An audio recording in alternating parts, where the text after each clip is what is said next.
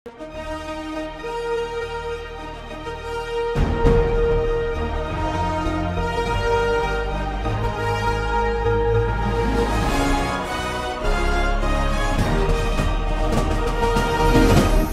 பார்த்து கொண்டிருப்பது உங்கள் ஜாஷ்வா டிவி. சகல ஜனங்களுக்கும் நற்செய்தி.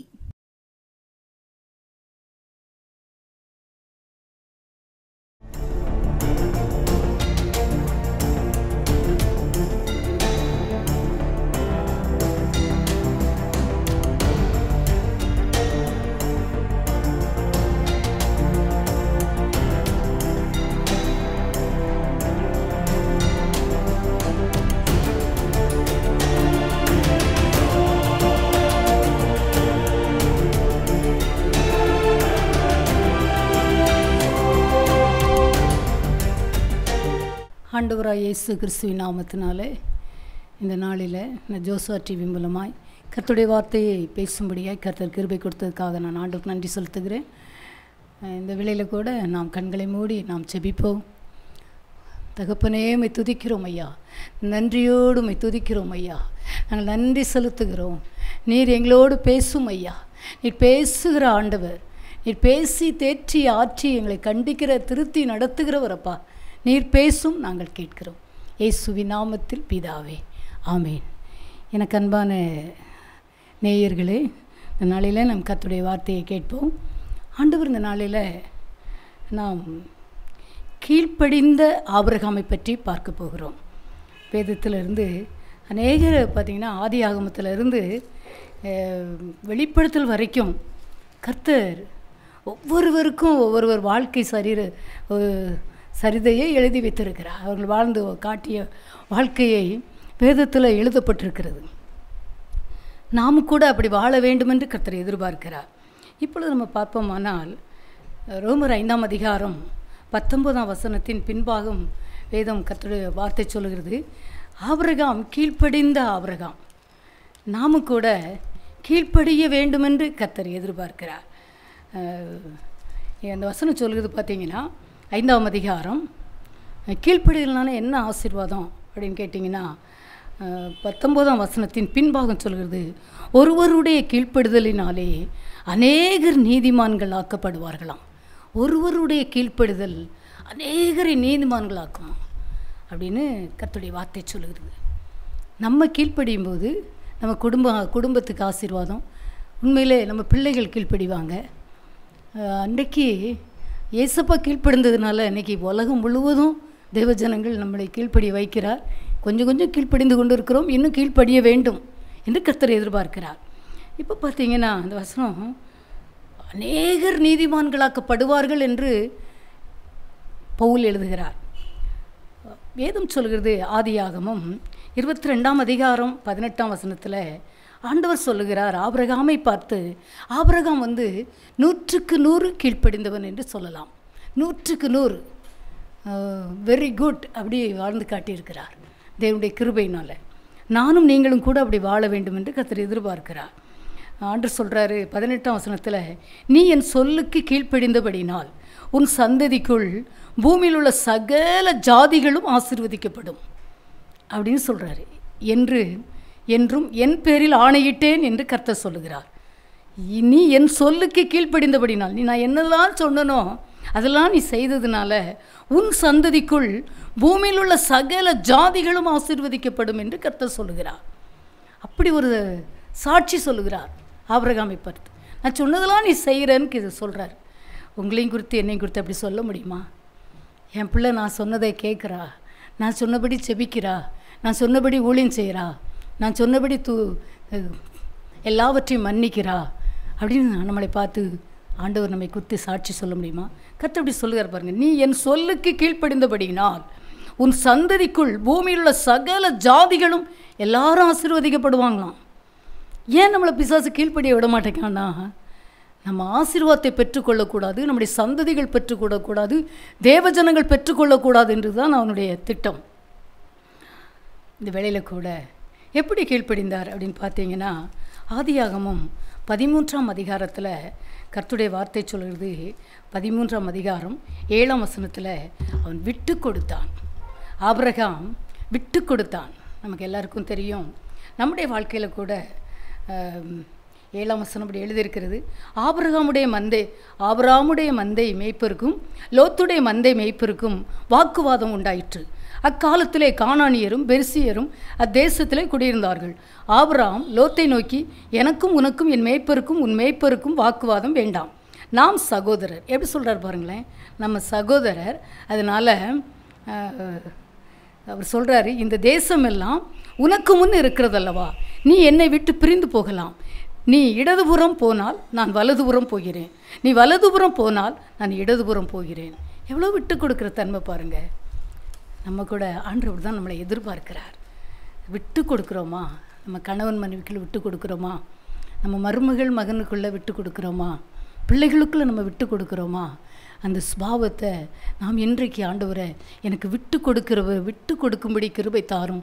ஒரு உலக மனுஷனே சொல்கிறாங்க, விட்டு கொடுக்கிறவன் கெட்டு போவதில்லை, கெட்டு போகிறவன் விட்டு கொடுக்கறதில்லை என்று. இந்த வேளையில் கூட பாருங்கள், ஆபிரகாம் சொல்கிறாரு, உனக்கு முன்னே எல்லாம் இருக்குது, நீ எதுனாலும் வச்சுக்கோ அப்படின்னு சொல்கிறார். அப்படிதான் சொல்கிறார். நீ இடதுபுறம் போனால் நான் வேறு புறம், நான் வலதுபுறம் போகிறேன், நீ ஒரு எந்த செலக்ட் பண்ணணுமோ நீ செலக்ட் பண்ணிக்கிட்டு போ அப்படின்னு சொல்கிறார் லோத்தை. நானும் நீங்களும் இந்த ஒரு காரியத்தில் நம்ம எப்படி இருக்கிறோம்? இதை பார்த்து கொண்டிருக்க எனக்கு அன்பான தெய்வச்சனமே, ஆண்டவற்றை கேளுங்க. ஆண்டவரே, நான் அநேக காரியத்தில், படிக்கிற காரியத்தில், எந்த ஒரு கணவன் மனைவிக்குள்ள எந்த ஒரு காரியத்திலுமே இன்றைக்கி நம்ம விட்டு கொடுக்குற சுபாவமே இல்லை. அதனால தான் அநேக குடும்பங்கள் உடைந்து கிடக்கிறது, பிரிந்து கிடக்கிறது, அன்பற்ற தன்மையிலே கிடக்கிறது. விட்டு கொடுத்ததுனால 13ஆம் அதிகாரம், எனக்கு அன்பான பெற்றோரே, நம்ம இப்படி ஜெபிக்க போகிறோம். விட்டு கொடுத்ததுனால உண்மையிலே சொல்கிறேன், முதல்ல கஷ்டமாக தான் இருக்குது. ஆனால் நாளொன்று வரும்போது கர்த்தர் நம்மை ஆசீர்வதிப்பார், உங்களையும் ஆசீர்வதிப்பார். ஒருவேளை இந்த விட்டு கொடுக்காத காரியங்கள், விட்டு கொடுத்த காரியங்களை நீங்கள் அனுபவித்து பாருங்கள். கர்த்தர் உங்களுக்கு அதில் பதில் கட்டாயம் தருவார். இந்த 13ஆம் அதிகாரம் 14ஆம் வசனத்தில் ஆண்டவர் சொல்கிறாரு, லோத்து ஆபிரகாமை விட்டு பிரிந்த பின்பு கர்த்தர் ஆபிரகாமை நோக்கி வெளியே வர்றாரு. உன் கண்களை ஏறெடுத்து நீ இருக்கிற இடத்தில் இருக்கிற வடக்கேயும் தெற்கேயும் கிழக்கேயும் மேற்கேயும் நோக்கிப்பார், நீ எதை பார்க்குறியோ உனக்கு அதை தருவேன்னு சொல்கிறார். ஆண்டவர் சொல்கிறார் ஆபிரகாமை பார்த்து. அப்போ ஆபிரகாமா மாறலை, ஆபிரகாமை பார்த்து ஆண்டவர் சொல்கிறார், நீ எதை போய் நீ எங்கே பார்த்தாலும், நீ இருக்கிற இடத்துலேருந்து எங்கே பார்த்தாலும் உனக்கு எல்லா இடத்தையும் தரப்போகிறேன்னு சொல்கிறார். நீ பார்க்கிற 15ஆம் வசனம், நீ பார்க்கிற இந்த பூமி முழுவதையும் நான் உனக்கும் உன் சந்ததிக்கும் என்றென்னைக்கும் இருக்கும்படி கொடுத்து உன் சந்ததியை பூமியின் தூளை போல பெருக பண்ணுவேன் அப்படின்னு ஆண்டவர் சொல்கிறார். நீ எந்த தேசத்தில், நீ எழுந்த தேசத்தில் நீளமும் அகலமும் அம்மட்டும் நடந்து திரி, உனக்கு அதை தருவேன் என்று ஆண்டவர் சொல்லுகிறார். இந்த நாளில் அநேக காரியங்களில் நம்ம விட்டு கொடுக்காதனால தான் தேவனுடைய கருத்திலிருந்து வருகிற ஆசீர்வாதத்தை நம்ம இழந்து போனோம். அது ஊழியமாக இருக்கலாம், நிறைய காரியங்களை நம்மளை ஆண்டவர் நம்மை உருவாக்கும்படியாய், நம்மகிட்ட அநேக காரியங்களை நாம் இழக்கும்படியாய் பிடுங்குவார். உண்மை அது. நம்மை கனவீனப்படுத்தும்படியாய் அநேக காரியங்கள் நடக்கும். ஆண்டவர் இந்த நாளில் தேவ பிள்ளைகளாகி உங்களையும் என்னையும் பார்த்து சொல்லுகிறார், நீ விட்டு கொடுக்க வேண்டும். ஆபிரகாம் விட்டு கொடுத்ததுனால கர்த்தர் அவனை பன்மையாய் ஆசீர்வதித்தார். 100க்கு 100 கீழ்ப்படிந்தவன் என்று ஆண்டவர் சொல்லுகிறார். இந்த நாளில் நீ எதை நீ கேட்குறியோ, நீ எங்கெல்லாம் பார்க்குறியோ, எங்கெல்லாம் போறியோ, எங்கெல்லாம் நீ ஜெபிக்கிறியோ, அந்த இடத்தெல்லாம் உனக்கு நான் தருவேன்னு சொல்கிறாரு. சொன்னார், செய்தார். பார்த்தீங்கன்னா, 2வது வேதம் சொல்லுகிறது, எனக்கு அன்பான பெற்றோரே, நாம் கூட ஆண்டவர்கிட்ட அப்படி ஜெபிப்போம், எனக்கு அந்த விட்டு கொடுக்குற தன்மை தாங்கப்பா. நான் அவங்கள விட நம்ம என்ன, இதை விட்டு கொடுக்க முடியாது, இதனால் சண்டை போடணும், இதை அப்படி போடணும், அங்கே கேஸுக்கு போகணும், அங்கே போகணும், அதெல்லாம் இன்றைக்கோட தூக்கி தூர போடுங்க, வேண்டாம். கர்த்தர் நமக்காக எல்லாவற்றையும் செய்து முடிப்பார். ஆண்டவரை மட்டும் நாம் சார்ந்து கொள்வோம்.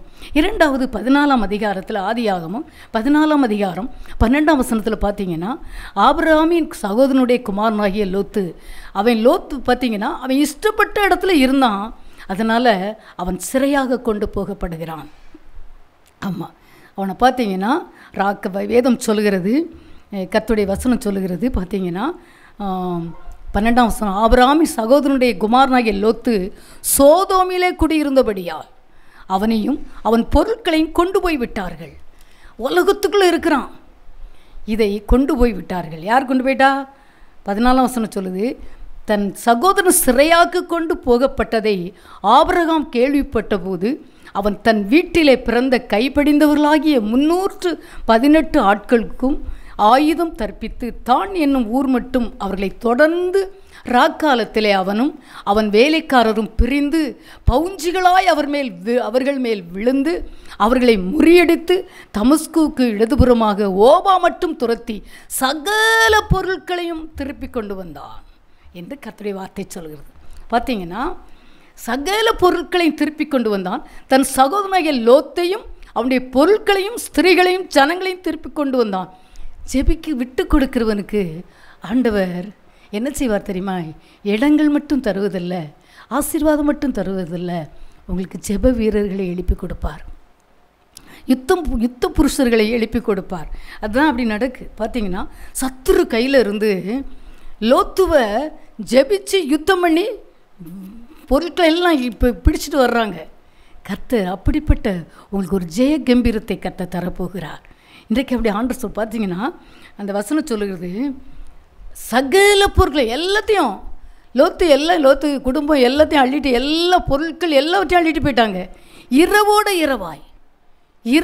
இரவாய் ஒரு செகண்ட் போய் ராத்திரி இரவெல்லாம் போய் யுத்தம் பண்ணி ஜெயம் எடுத்து கொண்டு வந்தார்கள்.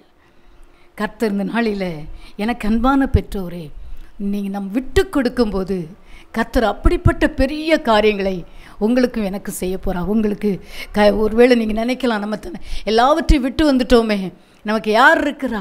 ஆண்டவர் சொல்கிறார், நான் உனக்கு அநேக முழங்கால் வீரர்களை தருவேன், அநேக யுத்த புருஷர்களை தருவேன், உன்னோடு கூட செபிக்கும்படியாய், உன்னோடு யுத்தம் பண்ணும்படியாய், அநேகரை மீட்கிற, கூடி செபிக்கும் போது அநேகரை மீட்கிற அப்படிப்பட்ட கிருபையை உனக்கு நான் தந்து நடத்துவேன் என்று கர்த்தர் சொல்கிறார்.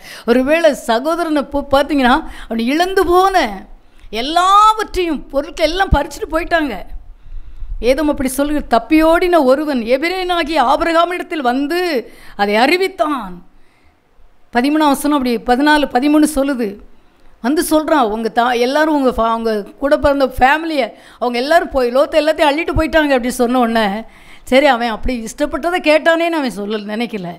விட்டு கொடுத்தவன் மறுபடியும் போய் ஜெயமாய் தன்னுடைய உடன் பிறந்த உடைய லோத்துவின் ஃபேமிலி எல்லாவற்றையும் பொருட்களை எல்லாவற்றையும் விடுவித்து வாங்கிட்டு வருகிறான். சத்துரு கையிலிருந்து பிடுங்குகிறான்.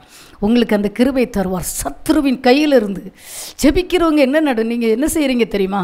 ஒருவேளை நமக்கு தெரியாது. ஜெபிக்கிற நீங்களும் நானும் ஜனங்களை சத்துருவின் கையிலிருந்து பிடுங்குகிறோம், தேவனுடைய ராஜ்யத்துக்கு தகுதிப்படுத்துகிறோம். கர்த்தர் நம்ம ஜெபிக்கும் போது கர்த்தர் தகுதிப்படுத்துகிறார்.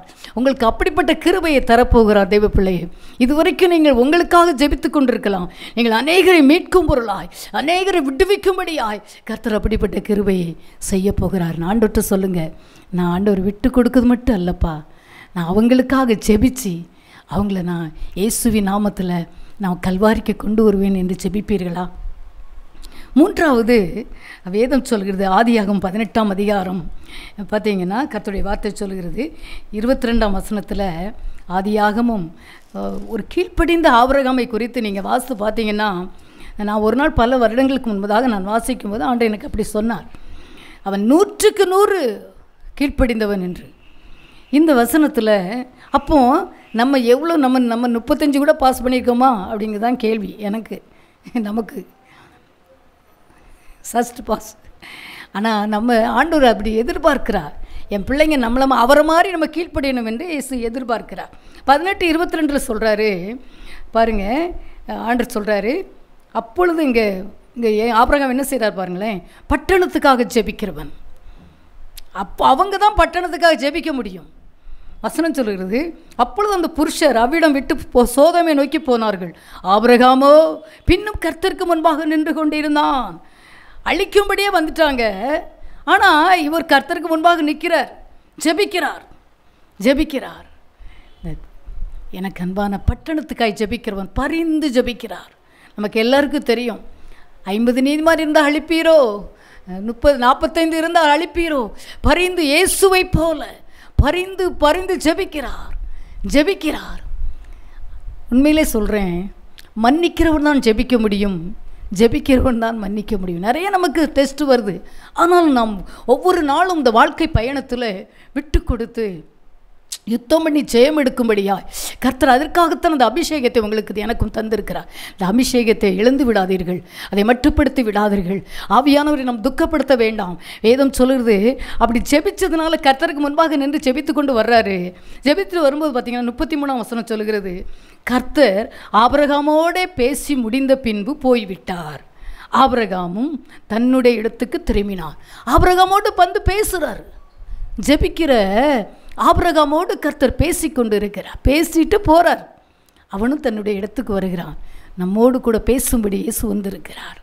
இந்த நாளில் எனக்கு அன்பான பெற்றோரே, ஆண்டவர் சொல்கிறார், பட்டணத்துக்காய் ஜெபிக்கும்படியா, பரிந்து ஜெபிக்கும்படியா, சபித்து அல்ல. மற்றவர்கள் ஒருவேளை மக்கள் வித்தியாசமாய் ஓடிக்கொண்டிருக்கிறார்கள். அவர்களுக்காய் நாம் வாலிபர்களுக்காக, குடும்பங்களுக்காக பரிந்து ஜெபிக்க வேண்டும் என்று கர்த்தர் எதிர்பார்க்கிறார். பரிந்து அன்றைக்கும் பாவம் இருந்தது. ஆபிரகாம் இருந்த நாட்களிலும் பாவம் இருந்தது, எல்லாம் இருந்தது. இன்றைக்கும் அதைவிட அதிகமாக இருக்கிறது. பரிந்து ஜெபிக்கும்படியாய் கர்த்தர் உங்களுக்கும் எனக்கும் அழைப்பு கொடுக்கிறார். அப்படி பரிந்து ஜெபிக்கிறனால நடக்குது என்னன்னு பார்த்தீங்கன்னா, 4 அந்த வசனம் சொல்லுகிறது, 14ஆம் அதிகாரத்தில் 17ஆம் வசனத்தில் 18ஆம் வசனத்தில் ஆண்டவர் சொல்கிறார் பாருங்களேன், நான் செய்ய போகிறதை ஆபிரகாமுக்கு மறைப்பேனோ அப்படி சொல்கிறார். மறைப்பேனோ கேள்வி கேட்குறார் ஆண்டவர். நான் சொல்லாமல் இருப்பேனோ அப்படின்னு சொல்கிறார். எவ்வளோ பெரிய தெய்வம், ஆளுகையின் தெய்வம், அரசாட்சி. அவர் எல்லாரையும் அழைக்க முடியும், எல்லாரோடு பேச முடியும். ஆண்டவர் சொல்கிறாரு, நான் செய்ய போகிறதை ஆபிரகாமுக்கு மறைப்பேனோ. கர்த்தர் அவன் என்ன செய்வானா? அப்போ ஆண்டவர் சொல்கிறார், கர்த்தர் ஆபிரகாமுக்கு சொன்னதை நிறைவேற்றும்படியாய் அவன் தன் பிள்ளைகளுக்கும் தனக்கு தன் வீட்டாருக்கும் நீங்கள் நீதியையும் நியாயத்தையும் செய்து நடவுங்கள், கர்த்தருடைய வழியை காத்து நடவுங்கள் என்று கட்டளையிடுவான் என்பதை அறிந்திருக்கிறேன் என்றார். இதுலேயும் சாட்சி சொல்கிறார். என் பிள்ளை அவன் பிள்ளைகள்கிட்ட சொல்லுவான் அப்படின்னு சொல்லி ஆண்டவர் சாட்சி சொல்கிறார். எனக்கு அன்பான பெற்றோரே, நாம் எப்படி கீழ்ப்போம்? ஆண்டவர் நம்மகிட்ட பேசுவாரா? நம்மகிட்ட ரகசியத்தெல்லாம் சொல்லணும்னு விரும்புகிறார். பட்டணத்துக்காக ஜெபிக்கிறவன்ட்ட கர்த்தர் ரகசியத்தை பேசுவார். தேசத்தை குறித்து பேசுவார், திருச்சபை குறித்து பேசுவார். ஆனால் நம்ம கீழ்ப்படியணும். நமக்கு நிறைய பாடுகள் வரும் பாருங்கள். அன்றைக்கி ஒரு தகப்பனார் அப்படி சொன்னார். ஒரு தரிசனம் பார்த்தாராம். ஒரு தூண் அப்படி இருக்குதான். அந்த தூணில் பார்த்தீங்கன்னா அக்னியாக எரிந்துக்கிட்டு இருக்கான். அதில் பார்த்தீங்கன்னா அது அப்படி இருக்குதான். ஆனால் பின்னால் இப்படி பார்க்குறாராம், பிசாசு தண்ணியை ஊற்றிட்டே இருக்கானா. ஆனால் அந்த தூண் அது அப்படியே அக்கினியாக எரிஞ்சிட்டே இருக்கான். உடனே ஆண்டவர் ஒரு கேட்டாராம், என்ன ஆண்டவரேன்னு கேட்கும்போது ஆண்டவர் சொன்னாராம், மகனே, தேவ பிள்ளைகளை நான் இப்படி அக்கினியாய் வைக்க விரும்புகிறேன். ஆனால் பிசாசு இப்படி தண்ணியை ஊற்றுறான்னா என்ன தெரியுமா? பிரச்சனையை போட்டுக்கிட்டே இருப்பான். ஆனால் அந்த பிரச்சனைலாம் நீங்கள் பார்க்காமல் நீங்கள் இந்த ஆண்டவரை மட்டும் பார்க்கும்போது இந்த அக்கினி ஒரு நாளும் அவியாது, உங்களை பாதுகாக்கும், வல்லமையாக எடுத்து பயன்படுத்தும் என்று சொன்னாராம். அதுதான் உண்மை. நாம் கர்த்தருக்கு கீழ்ப்படிவோமா? ரோமர் 4. அதனால் ஆபிரகாம் நமக்கு எல்லாரும் தகப்பன் அப்படின்னு வேதம் சொல்கிறது. பார்த்தீங்கன்னா ரோமர் 4. ஆமாம், எனக்கு அன்பான நம்ம நீங்களும் நானும் தீர்க்கதரிசி. கர்த்தர் சொல்கிறாரு, என் பிள்ளைக்கு நான் மறைப்பேனோ? தீர்க்கதரிசிக்கு தானே மறைக்க மாட்டார். ரட்சிக்கப்பட்டிருக்கலாம், நீங்கள் அபிஷேகம் பெற்றிருக்கலாம், ஒருவேளை நீங்கள் இன்னும் கூட அபிஷேகம் பெறாமல் இருக்கலாம். ஆண்டு சொல்கிறார், உங்களை பார்த்து, நீ விட்டு கொடுத்தனா உனக்கு தீர்க்க தரிசன அபிஷேகத்தை தருவேன், யுத்தம் பண்ணுகிற கிருபையை தருவேன், அவங்களே மீட்கும்படியாக ஒருவேளை உங்களுக்கு விரோதமாக பல காரியங்களை செய்திருக்கலாம், உங்களோட கூட இருதை பறித்து கொண்டு இருக்கலாம், அவங்கள கூட உங்கள் மூலமாக விடுவித்து கொண்டு வருவார் கர்த்தர். பட்டணத்துக்காய் ஜெபிக்கிற ஆபிரகாமை அன்று சொல், நான் செய்ய போகிறதை அவனுக்கு மறைப்பேனோ. அவனோடு பேசினார். 100க்கு 100 கீழ்ப்படிந்து நாமும் கூட வாழ வேண்டும் என்று கர்த்தர் சொல்கிறார். இந்த வசனத்தில் பார்த்தீங்கன்னா அதை வாசிக்கலாம். 4ஆம் அதிகாரம் ஆண்டு சொல்கிறார், 17ஆம் வசனம், அநேக ஜாதிகளுக்கு உன்னை தகப்பனாக ஏற்படுத்தினேன் அப்படின்னு சொல்கிறார். ஆபிரகாமை அப்படிப்பட்ட உயர்ந்த ஆசீர்வாதத்தை ஆபிரகாமுக்கு கொடுத்தார். அது மட்டுமல்ல, வசனம் சொல்லுது, இருக்கிறவளை போல அந்த வசனத்தில் பின்பாகத்தில் தேவனுக்கு முன்பாக நாம் எல்லாருக்கும் தகப்பனானான். யார்? ஆபிரகாம் முதல்ல, ஆண்டவரே எனக்கு அடியனுக்கு என்ன தருவீர்னு கேட்டார் ஆண்டவர்கிட்ட. அன்று இதில் பார்த்தீங்கன்னா நம்மளுக்கெல்லாம் தகப்பனா. அப்படிப்பட்ட ஒரு பெரிய பிளஸ்ஸிங்கை கர்த்தர் உங்களுக்கு தருகிறார். எனக்கு அன்பான பெற்றோரே, நம்மளை படைத்த ஆண்டவர், உங்களை என்னை ரட்சித்த ஆண்டவர், உங்களை என்னை அபிஷேகித்த ஆண்டவர் அன்று எதிர்பார்க்கிறார். என்ன தெரியுமா? என் பிள்ளை கீழ்ப்படியணும், நானும் ஆபிரகாமை மாதிரி என் பிள்ளை ஆசீர்வதிக்கணும். உங்கள் மூலம் உங்கள் சந்ததிகள், நம்முடைய குடும்பங்கள், நம்முடைய தெரு, நம்முடைய திருச்சபைகள், நம்முடைய தேசம் ஆசீர்வதிக்கப்படும். இன்றைக்கி அநேக பரிசுத்தவான்கள் மூலம் நம்முடைய தேசம் ஆசீர்வதிக்கப்படவில்லையா? ஜெபத்தின் மூலமாய் உங்கள் மூலம் ஆசீர்வதிக்கப்படும் என்று கர்த்தர் சொல்லுகிறார். ஒரு கவியை பாடி நம்ம அர்ப்பணித்து ஜெபிப்போமா? இதை பார்க்கிற எனக்கு அன்பான தேவ ஜனமே, இதுவரைக்கும் போராடிக்கிட்டு இருந்தீங்கன்னா விட்டு கொடுத்துருங்க. இந்த அபிஷேகத்தை இழந்துடாதீங்க, ரட்சிப்பை இழந்துடாதீங்க, தீர்க்க தரிசனத்தை இழந்துடாதீங்க. ஒருவேளை எங்கள் எல்லாத்தையும் பறிச்சுக்கிட்டாங்களே, அதை தூக்கி தூர போடுங்க. கர்த்தர் உங்களுக்கு பரலோகத்தின் பிளஸிங்க தரப்போகிறார். அவன் நீ எதுனாலும் எடுத்துக்கோ அப்படின்னு சொல்கிறார் ஆபிரகாம். ஒருவேளை இழந்தது யார் தெரியுமா? லோத்து தான். அதையும் போய் மீட்டு கொண்டு வருகிறார். அது மட்டுமல்ல, இந்த காரியத்தோடு முடிக்கல, ஆண்டுடைய பாரத்தை புரிந்து ஜெபிக்க ஆரம்பிக்கிறார். தேசம் அழிகிறதே என்று. வானம் பூமி படைத்தேரிந்தும் வாடினேன் உன்னை இழந்ததினா, தேடி ரட்சிக்க பிதா என்னை அனுப்பிடவே ஓடி வந்தேன் மானிடனா, என்னை நேசிக்கின்றாயா. ஆண்டவர் உங்களை பார்த்து கேட்கிற, அதை பார்க்கிற தேவச்சனமே, வாலிபர்களே, விட்டு கொடுக்காமல் இருக்கிற தேவச்சனமே, ரட்சிக்கப்பட்ட தேவச்சனமே, அபிஷேகம் பெற்ற தேவஜனமே, ஊழியம் செய்கிற ஊழியனே, ஊழியக்காரியை கர்த்தர் சொல்லுகிறார், விட்டு கொடு என்று கர்த்தர் சொல்லுகிறார். நீ கெட்டு போவதில்லை, கீழ்ப்படிவாயா என்று கர்த்தர் கேட்கிறார். ஆபிரகாமை போல உன்னை ஆசீர்வதிப்பேன் என்று கர்த்தர் சொல்லுகிறார். ஆண்டவர்கிட்ட அர்ப்பணிப்போமா? நான் கீழ்ப்படிவேன் ஆண்டவரை சொல்லுவோமா? வானம் பூமி எல்லாம் படைத்திருந்தாலும் உங்கள் ஆத்துமாக்காக, என் ஆத்துமாக்காக அங்கலாய்க்கிற தேவன், உங்களுக்காக எனக்காக அங்கலாய்க்கிற தேவன் சொல்லுகிறார். நீ ஓடி வருவாயா என்று கர்த்தர் கேட்கிறார். உனக்கு விசேஷித்த அபிஷேகத்தை தருவேன், யுத்தம் பண்ணி ஜெயம் எடுக்கிற அபிஷேகத்தை உனக்கு தருவேன். அது மட்டுமல்ல, நீ பட்டணத்துக்காய் ஜெபிக்கிறவன், நான் உன்னோடு பேசுவேன், இடைவிடாமல் உன்னோடு பேசுவேன் என்று நீ பரிந்து ஜெபிக்கிறவனாய் மாறுவாய் என்று கர்த்தர் உங்களை பார்த்து உங்கள் நெற்றியில் அடையாளம் போட விரும்புகிறார். நம்ம கடைசி கவியை பாடுவோமா? நேசிக்கிறேன் என்றால் என்ன தெரியுமா? நான் கீழ்ப்படுகிறேன் ஆண்டவரே, நான் கீழ்ப்படிவேன்ப்பா, நான் கீழ்ப்படிவேன். அன்றைக்கி விட்டு கொடுத்துருதேன் ஐயா. உங்கள் எது சொத்தை எடுத்துக்கிட்டாங்களா? இதே எடுத்துக்கிட்டாங்களா? விட்டு கொடுப்போம். ஓ நன்றி, உம்மை நேசிக்கின்றேனா, உம்மை நேசிக்கின்றேனா,